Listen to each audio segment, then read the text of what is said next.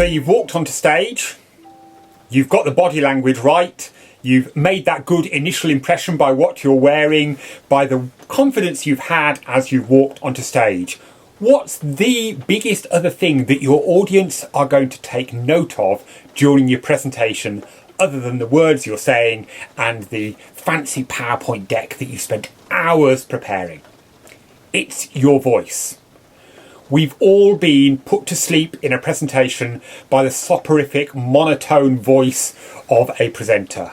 We've all had presentations where we've struggled to keep up with the sheer speed at which the person who's presenting is speaking. We can't keep up with the amount of words pouring out of their mouth per minute.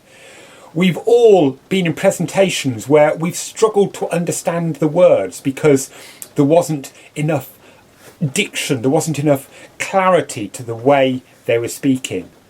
So what do we need to think about when it comes to our voice? I don't know how many of you perhaps have been in a choir or done some form of singing.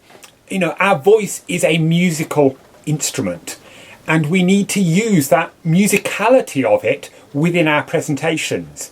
And there's a few ways that we can do that. First and foremost, the most obvious is volume.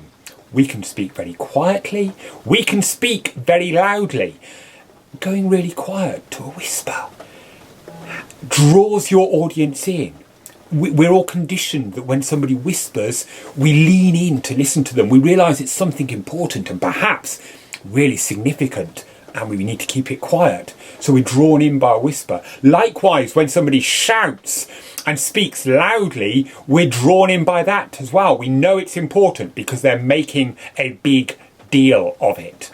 So we've got volume, the most obvious tool within our voice. Secondly, we've got tone.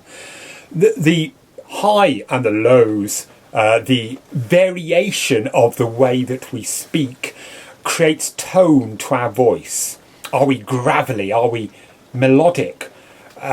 We have a natural tonality to our voice which is determined by our biology. The way that we're made will determine to a certain extent the tone of our voice.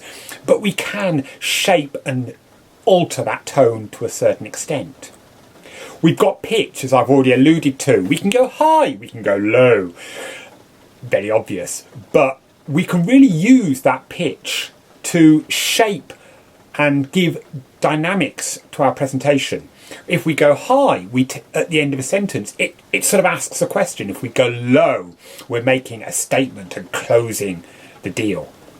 So think about how you can use pitch within your presentation.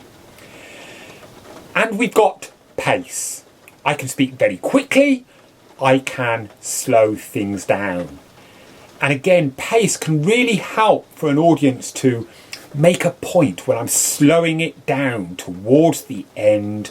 You know what I'm saying is really important.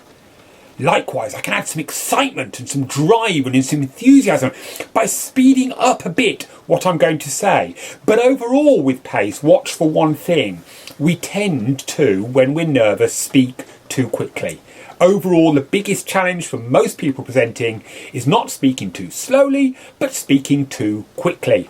And again, recording yourself and playing yourself back will help you understand when you're speaking too quickly. Most of us need to listen to what we're saying, listen to the way we're coming across in our heads as we're presenting.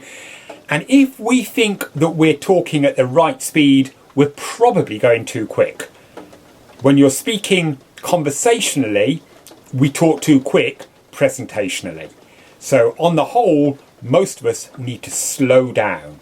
But likewise, we can use differing paces during our presentation to add to that dynamics of your presentation. So we bring all of those together. We've got volume, we've got tone, we've got pitch, we've got pace. You bring all that together and it creates colour with what you're saying. It brings points home. It takes your audience with you. It makes them interested in what you're saying. You may say exactly the same words as somebody who delivers the whole thing in a monotone, but I guarantee you a voice with colour will inevitably get more attention and deliver the outcome that is wanted. So spend some time practicing the way your voice comes across, and really think about the full tonal range, the full pitch range, the full volume range, the full pace range that you've got available to you to really make your presentation come alive.